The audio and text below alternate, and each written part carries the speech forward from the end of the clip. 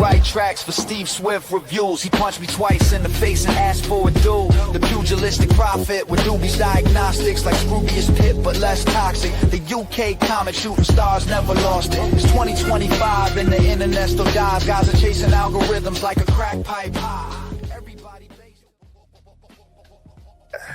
Yes. Sometimes the B's of boxing, because there's certain B's that describe certain things in boxing, like the business of boxing, like the boxing of boxing, like the BS of boxing, like the braggadociousness of boxing. And the latest one, I'm going to say this, Steve, the burying of boxing, because I think that's what we've seen, and I want to break this down with you.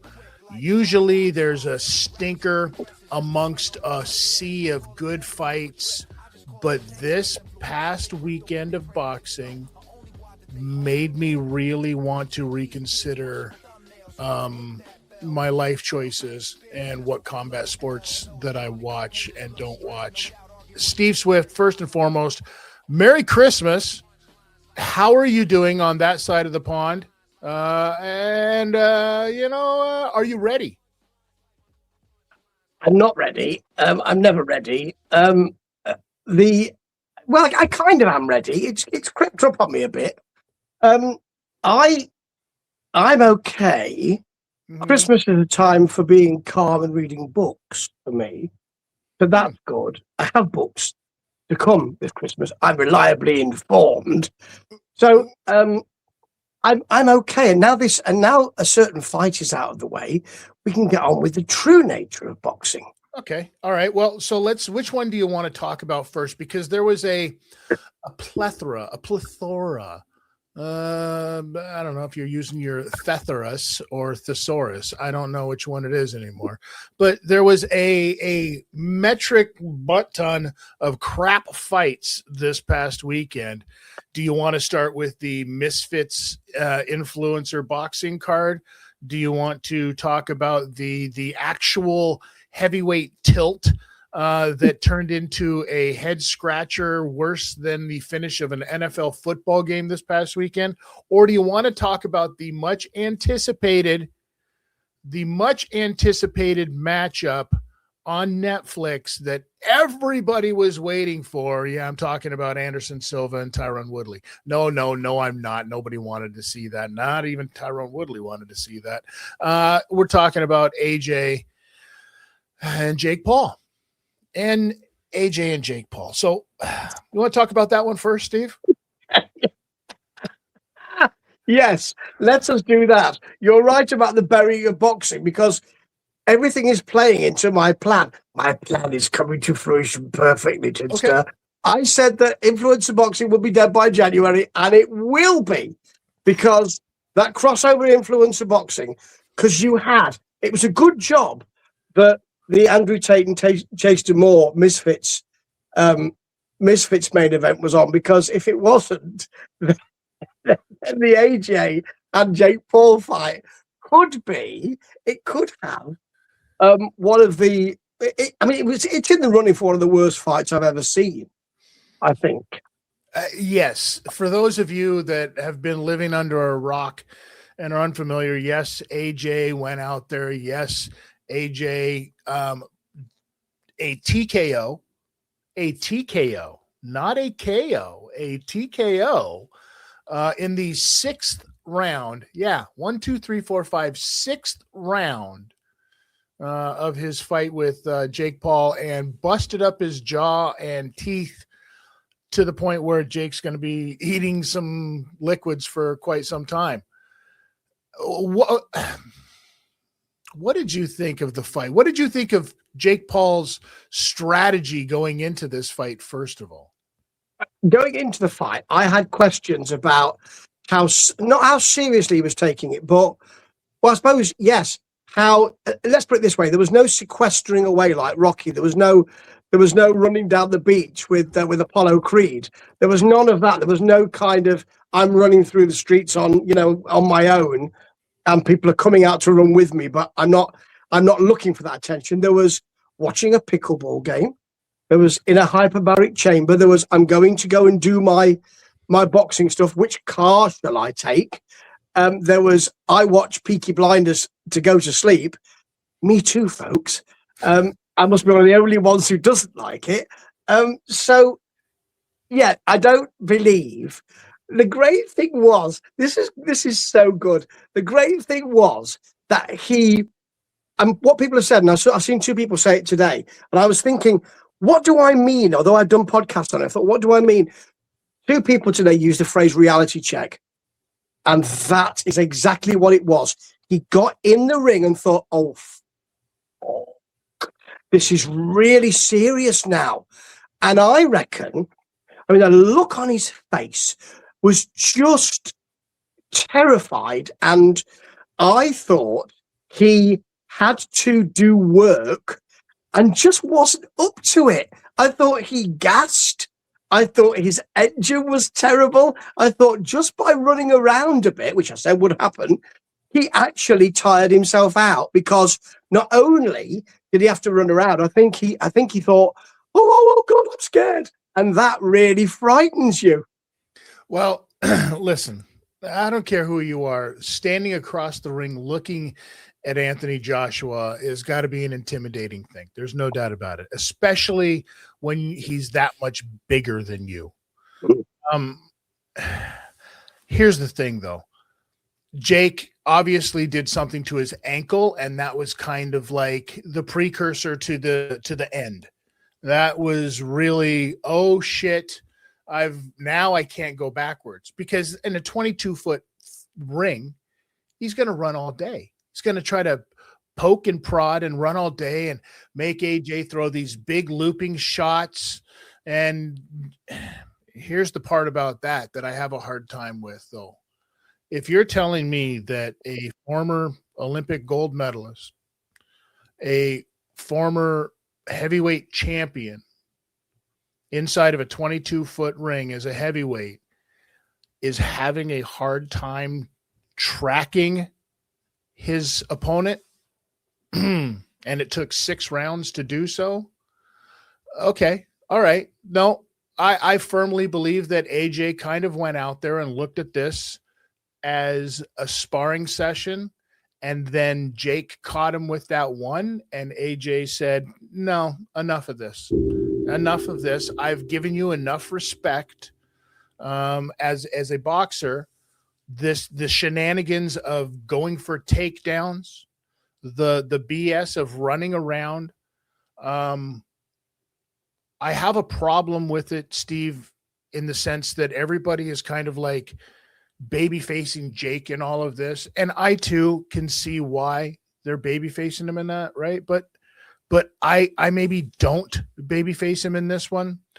I can't, as of yet, baby face him because you knew what you were getting into with AJ.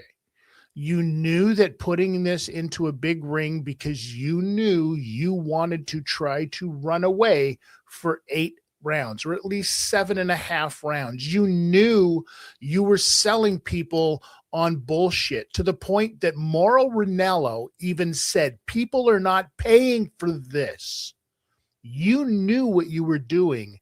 And then you were like, I've hurt my ankle. I can't go anywhere. Well, it's time to take that beating everybody's been asking for.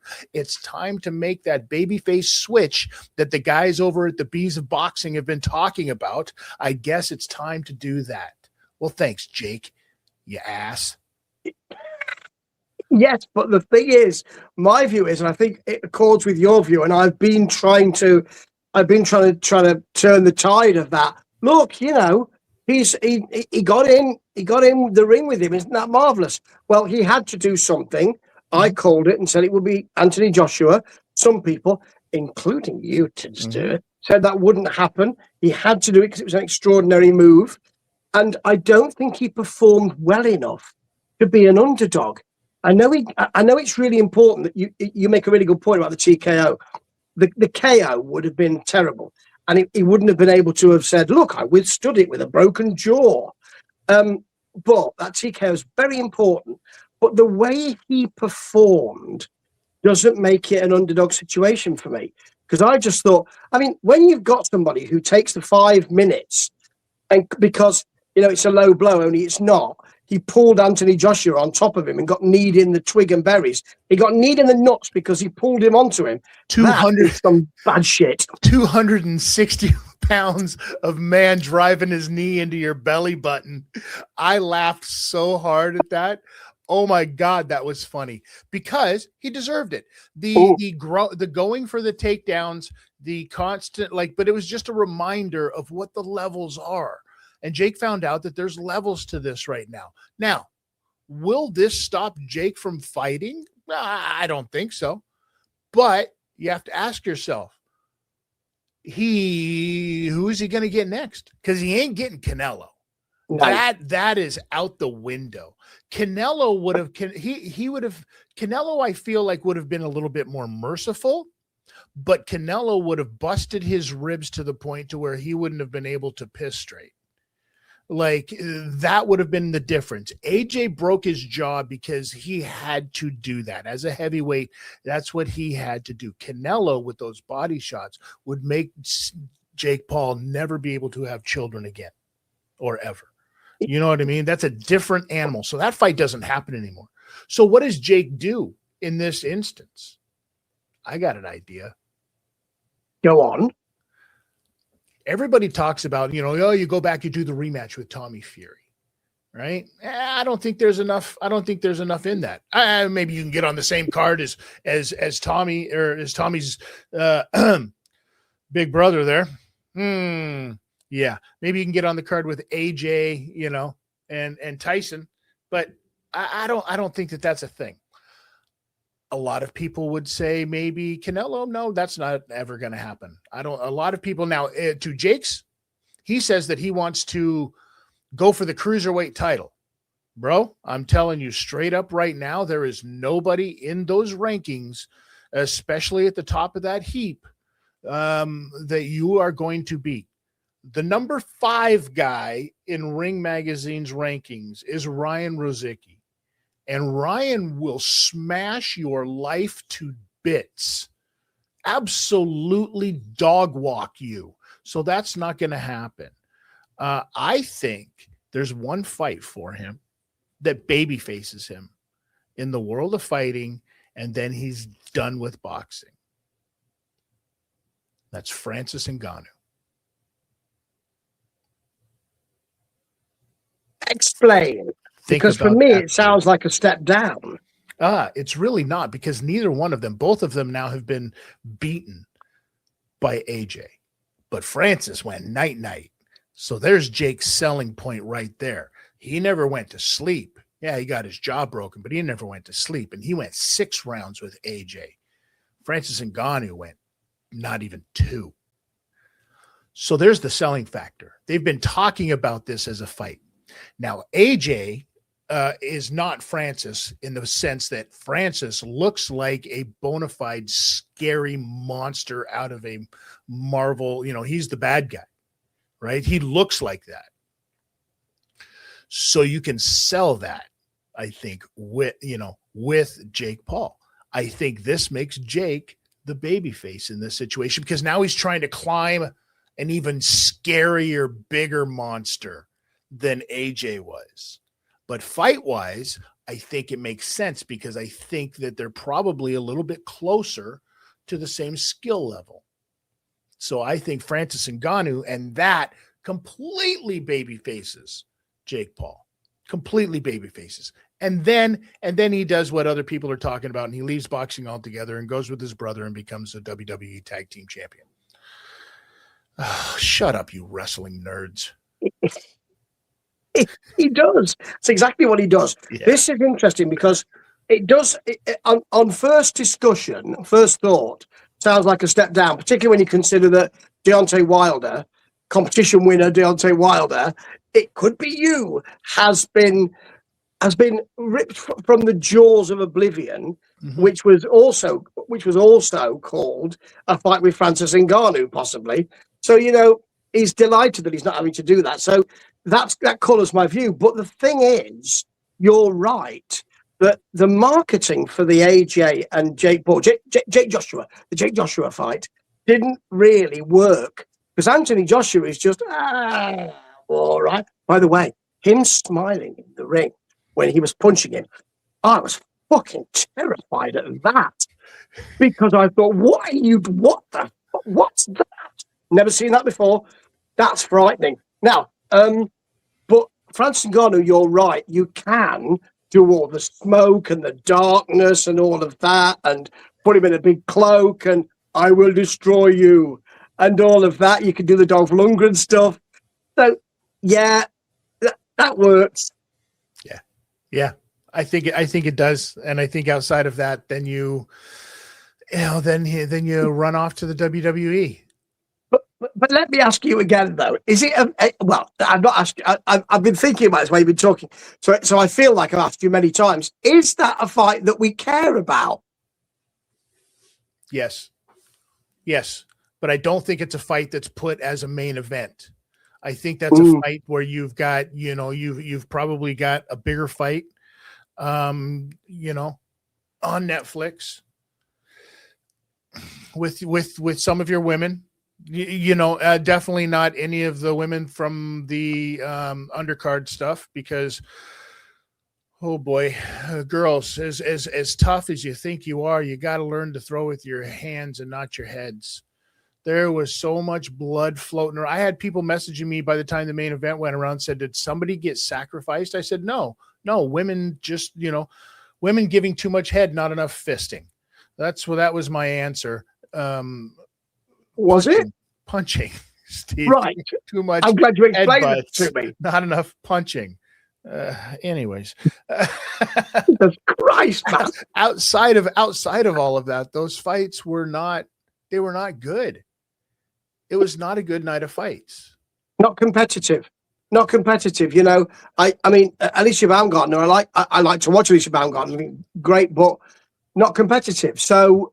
And I don't want. It was like Troy Williamson and Callum Simpson. I don't want to see a plucky fighter get knocked in the face over and over again. Because at some point, my gorge is rising a little. I'm thinking, I think I might throw up here if this continues. So no, that wasn't good at all. I mean, and we had to see, Tyron Woodley get knocked out again. Shout out Anderson Silva at 50 years old doing his thing out there, looking fantastic, calling for Chris Weidman. I mean, it wasn't the greatest of fights, but it is what it is. Tyron Woodley should not be getting into any kind of combat sports stuff ever again. I'm sorry, for his own health.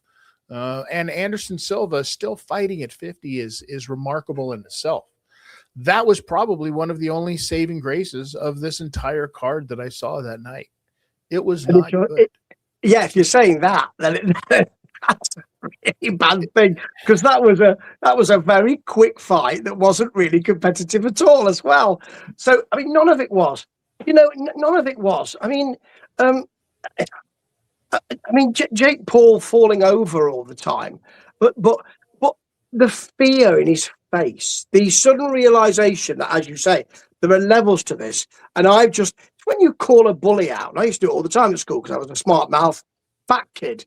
And then one bully goes, this is on. And then everyone, all your friends are there and they go, this is on after school. Brilliant. And you think, oh God. And then you're spending the whole afternoon thinking, I'm gonna really suffer here. He had that all at once. That was distilled down into a minute where he thought, oh no, I'm not very good. Yes. And he isn't very good. Let me say this to you. He isn't a very good boxer. People should stop all this. Oh, what a great, he's a really good boxer. Nikita Badarian, I know that you're invested. Don't tell me you won 2 fucking rounds. Do not tell me that. Which rounds were they? In the car park afterwards? It's just ridiculous. Yeah. He is not the way that he throws punches, crosses his own arms, stands so square. Like he looked like he had never been inside of a ring before in his life when he was doing this. It was really bizarre because you look at some of his other fights. I mean, obviously against MMA guys and whatnot, and Tommy Fury, who's not much better, you know. But at the end of the day, he is not going to make a run for a cruiserweight title. It's horrible. Absolutely. Get it out of your head right now. Go make some money. Do what you got to do, Jake. You know what I mean? But it's going to be quite some time. You're 28 years old right now. Ryan Rozicki is 30 years old right now. Deontay Wilder is 40 years old right now. Okay? Like, at 28, you're not going to do this. No, I mean, the thing is, it was quite interesting. After we had that, cruiserweight stuff, and he'd been saying that, Chris Billam-Smith came out and bigged him up. Because you might as well have a go, mate. And you see, the thing is, that, I mean, there are two things, aren't there? The cruiserweights, yes, you're right. They smack him around a lot. But it's not got that name, because he still wants that name. He wants both. I want a belt, and I want it against somebody dead famous so I can make loads of cash. And there's nobody in that world who's got that name recognition for him. Plus, you've also got, it segues into heavyweights now. So actually, a cruiserweight is a heavyweight, and they're both because of Usyk. Sure. So you might find yourself in the ring again with AJ. Listen, that would be a blessing to him because at least AJ could be kind enough. Do you know what Jai Opetaia would do to him? He would take his head right off. Jai Opetaia, we've already talked about what he's done to his last two opponents. Smashed 2 opponents ago, smashed his jaw. This one here broke the guy's neck from hitting him so hard. Jake, come on. Do you really want some of that? Like, there's no need. You've proven that you're a tough guy. You're crazy as shit. You've proven all of that stuff. There's nothing for you to prove. Go do some fun stuff with your brother.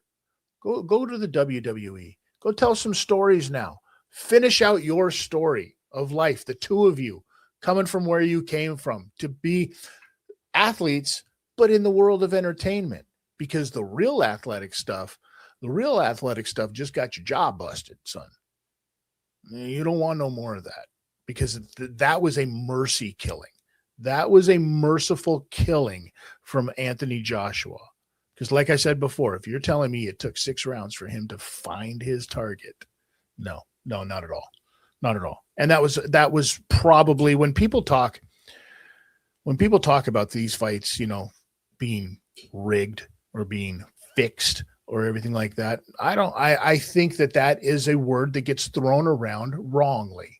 I think that's a word that gets thrown around the same way that the word fake gets thrown around in the world of professional wrestling. I don't think that they're quite what you think they are. I think that there's some agreements made. I think that there's some gentlemen's agreements made. There's always gentlemen agreements made in every kind of fight. Hey, let's keep this fight standing in MMA. Hey, I promise not to wrestle with you. Hey, I promise not to kick you in the inside of your knee. You know what I mean? There's always stuff like that. Let's do that. So I would bet that there was probably some arrangements and some agreements made in this to help Jake look as strong as Jake possibly could without AJ losing face in this.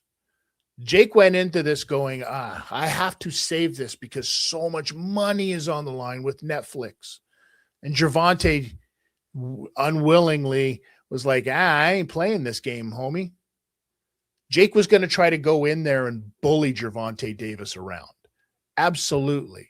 And a bigger, meaner, much more strong-handed fighter came along and said, Gervonta, I got this. I'm going to do this on behalf of boxing. And that's exactly what happened. Mercifully, because Gervonta may not have been as merciful with him. Gervonta may have just, beat him enough to keep him going long enough until he wanted to. Yeah, regardless of the weight, because it's the skill level. And didn't Jake Paul talk about how it was the skills It was the skills that was gonna win this fight. He said skill. I don't know what skills was he talking about. Track and field skills. Because his double leg was shit. That wasn't working in this fight. I mean, clearly he forgot to take the banana peels off of his own freaking shoes. I don't know what the fuck Jake was talking about. He was talking about his tiddlywink skills, not his pickleball skills, because we didn't really see those. But one thing, you're quite right. When Joshua said, we got a license to kill, I'm going to kill him and all that, I didn't like that. I thought he felt it was necessary to sell it. But I thought that you're quite right. It was a mercy killing. And what it does do is it actually puts clear blue water between crossover and influencer boxing and legitimate boxing. It did that. And that's fantastic, because that muddying of the waters was really bothering me. And now you've got, okay, there are levels to this, as you say. There are levels to this. You can't walk off the street. I know Fabio Wardley did that, but you can't walk off the street and say, I'm just going to be an Olympic champion. Are you? No. And when we're talking about how bad it got over the weekend, it even got worse over at Misfits Boxing. And thankfully, Misfits Boxing came out and put on a show to make Jake's fiasco look that much better. Because the main event over there of Andrew Tate and Chase Demore, 40-year-old Andrew Tate, who on the undercard of that was a 41-year-old Tony Ferguson. And Tony Ferguson actually came to fight. Andrew Tate and Chase Demore, God bless their cute little hearts. They went out there and they did their best impression. They did a great job of cosplaying as boxers. They did a fantastic job of impersonating boxers that you might see at a cabaret show on a cruise ship someplace, because it was absolutely horrendous. Listen, apparently ISKF, or whatever kickboxing promotion that Andrew Tate had his credentials from, hand those things out like a Taekwondo black belt at a strip joint or a strip mall friggin' karate dojo. Absolutely ridiculous what that fight was. And if that wasn't enough, we actually had real fights on this weekend. Big fights that, were being promoted. Heavyweights. Did you see this fiasco between Okole and Tete? You were the one preaching about this shit last week, Steve. You were the one like, oh, and nobody knows about this. And then you know what you did? You put the worm into my head. And then I had to watch it. Well, I mean, the thing is, I did say last week, well, you can't get your tickets because it's in Lagos, Nigeria. Nobody else bothered to get tickets either in Lagos, Nigeria, did they? I think there were about, as I said on a podcast earlier, maybe the other three sides were completely full to bursting. And we just unfortunately saw the side where there were only three rows filled. But that was some terrible shit. And Ebenezer Tete, I always find it ridiculous when suddenly you can see in the mind, they just think, I don't want this anymore. I'm not doing this. So he's looking at the ref as if to say, please, can you do something to stop him hitting me? Can you tell him, can you put his arms behind his back or do it one-handed? Because really, I don't like the way he is constantly smacking me about the face. And then he just lay against the ropes. Oh, come on then. This is it. This is, it was quite frightening, actually. Yes, it was. I'm surprised that he didn't get hurt standing there the way that he was. But I think that he thought he was going into this like he was Hulk Hogan, and the script was already written, and he was supposed to be on top in this thing. And Okole was like, nah, son, this is a fight. What do you think's going on here? Just because they're handing out meals at ringside here doesn't mean that we're not here to get it on, right? Now, thankfully, on that card, the co-main underneath with Tony Yoka, he delivered. He actually delivered, and that was a shining light in this entire weekend of boxing that was absolutely ridiculous. Listen, A shining light and a weekend of shite. Is that it? that's exactly it. The shining light to take you through the night when Christmas plight has no delight. Yeah, what's up?